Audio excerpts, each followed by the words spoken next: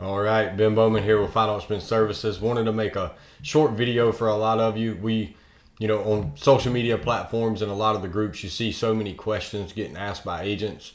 Sometimes the agents get beat up a little bit by asking the questions, or you get told, "Hey, go check with your upline, or do your research." But I understand that for a lot of new agents, it can be tough, especially if you find yourself with a license and then you're, in social media world looking for what's the best opportunity. A lot of people, like myself, 15, 16 years ago, whenever I got in, it wasn't really the social media, wasn't all these groups that you could, really talk to and get ideas from. It was somebody told you to get your license, you're going to work with them. And, if it wasn't the best situation, you found something down the road. So I wanted to just make a video to hopefully help some new agents in your search for the right IMO. If you're new out there, IMO is what you'll see, posted out there a lot. Independent marketing organization. You need some type of upline. We've, seen some people post questions and say, "Hey, can't I just go straight to the carrier?" Some of the smaller carriers will let you do that. Some of the bigger carriers have like a captive side where you work strictly for them, which you should avoid. But for the most part, to get the good lineup of carriers, these carriers want that protection from the IMO. So if I'm contracted with the carrier, then I put you under me. If you do a bad job, write bad business, and you have debt, I'm kind of the protection in between for the carrier. Few things that I'll say as a new agent that you experience, you start having companies that bombard you. You start getting all these phone calls. Everywhere you look, you see Craigslist ad or ZipRecruiter ads or posts from, certain organizations. That's something I would probably be cautious of. A lot of organizations out there spend all their money on recruiting.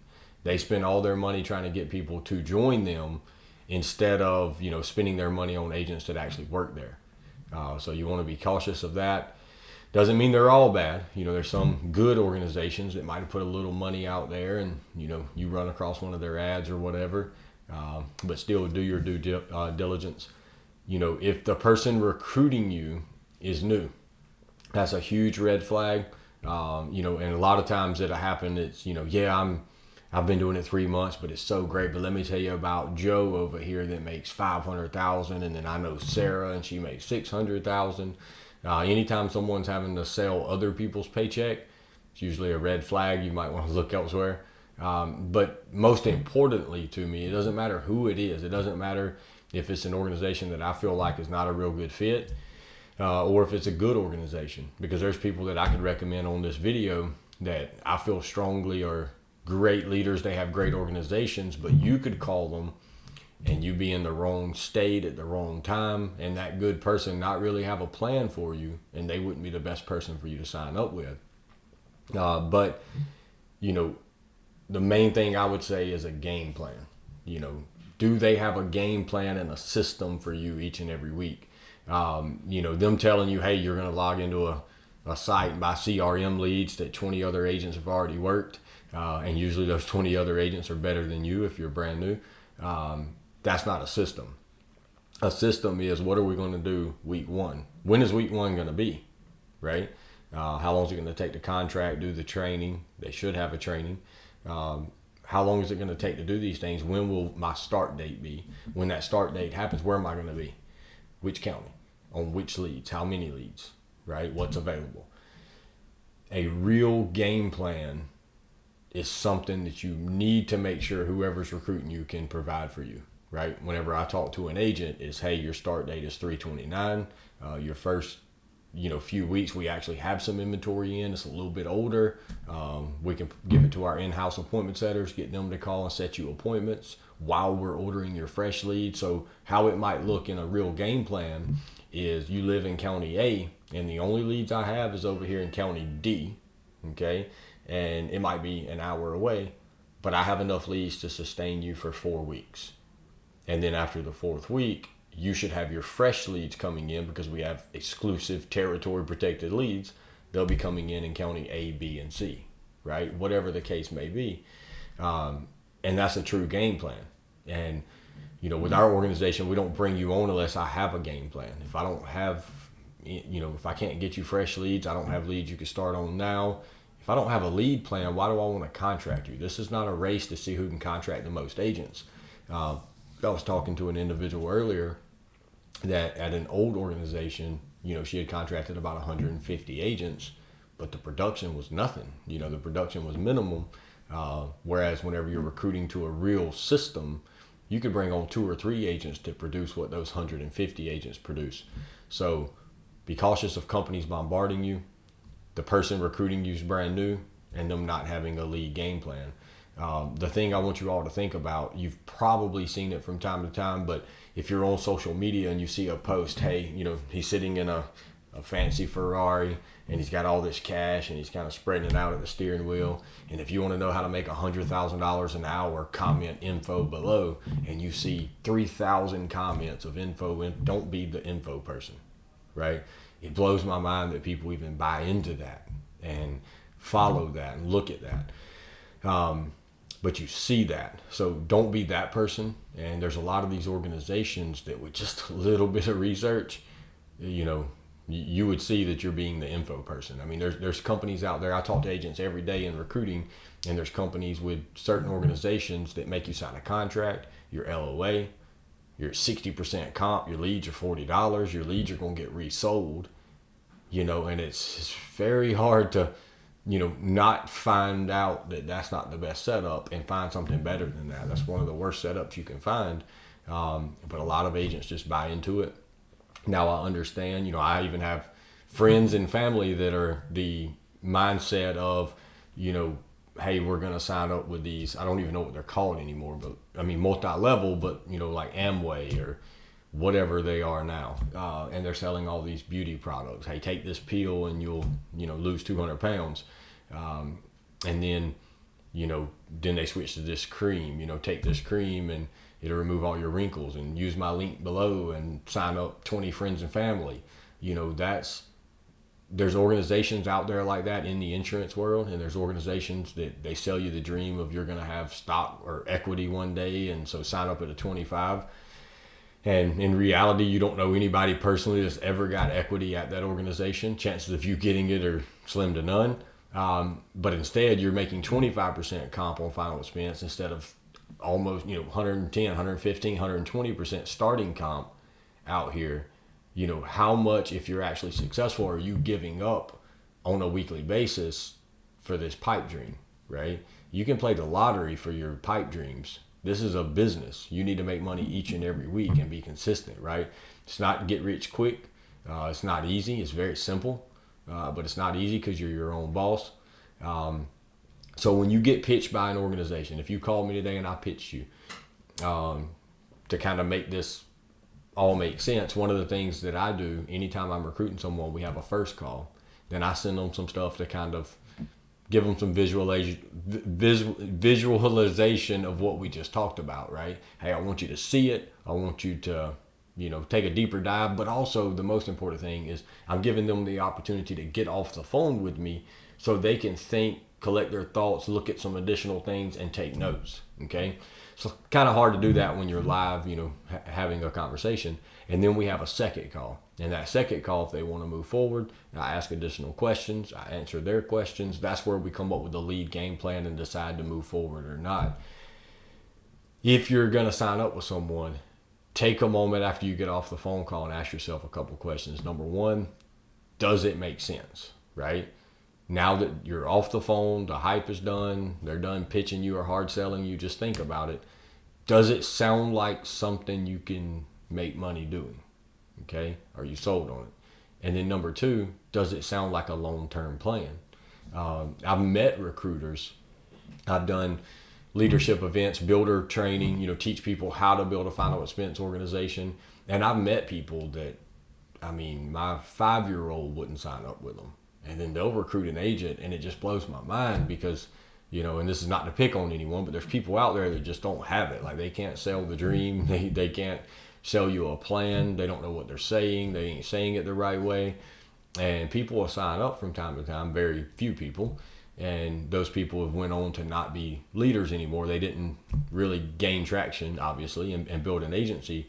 But I would always find myself thinking, like, how did the person sign up with them? Like, how did they not sit back and think, man, this don't sound like a real plan. This don't sound like someone I want to work with. But a lot of agents, it's you go the path of least resistance. And the path of least resistance is whoever you're talking to right now. This company right here offering 60%, $40 leads, sounds good. He's saying he knows 7 people in his phone that he has saved that make money.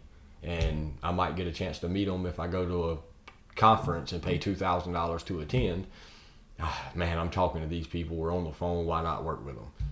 Don't do that for your business, right? Once you make that decision, you're with them, right? And a lot of times for a 2-year period, which we'll cover in a second, but take more time, make the right decision. Ask yourself, does it make sense? And does it make sense long term?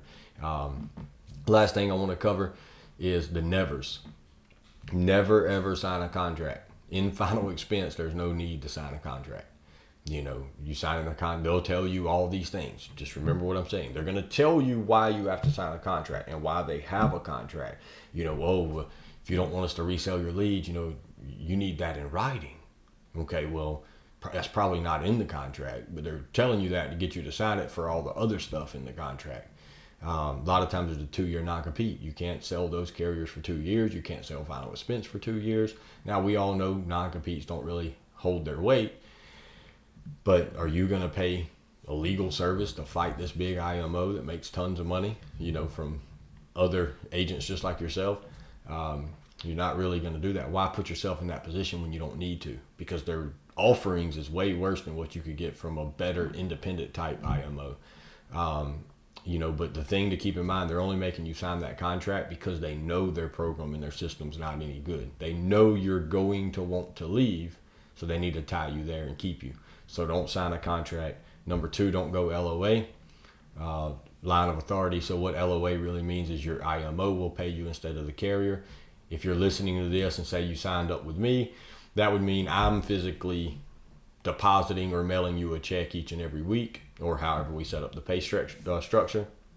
And that's where you get paid from. So when you write 50 apps, the carrier pays me that money, I pay you. Don't ever be LOA. The only reason companies do that is because they control the money, they control the book of business, and they control the renewals. So by doing that, you quit in 6 months or whatever, I own your book.